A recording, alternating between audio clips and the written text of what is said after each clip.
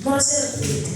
La situazione della nostra scuola va avanti ormai da troppo tempo e ci sta mettendo a dura prova.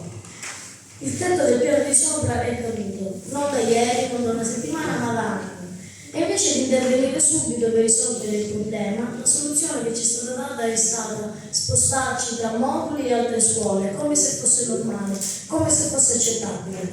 Ma non lo è, non è accettabile che studenti e professori debbano subire disagi ogni giorno, come se la nostra istruzione fosse qualcosa di secondario.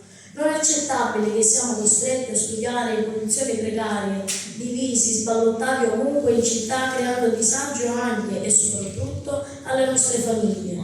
Non è accettabile che i nostri professori debbano perdere tempo prezioso per spostarsi da una parte all'altra della città.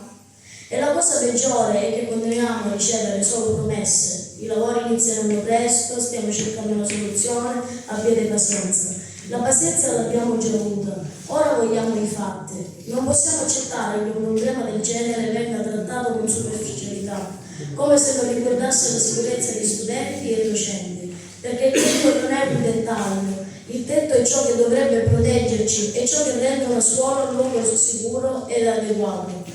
Non possiamo più accettare scuse, vogliamo sapere esattamente quando inizieranno i lavori e quando finiranno.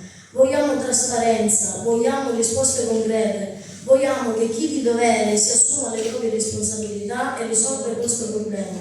Se la scuola è davvero una priorità, come spesso viene detto, allora dimostratelo con i fatti, ridateci le nostre classi, ridateci un tetto sicuro e fatelo ora perché noi non aspetteremo più. Solo allora potremo veramente avere di che festeggiare in questo paese. Bravo.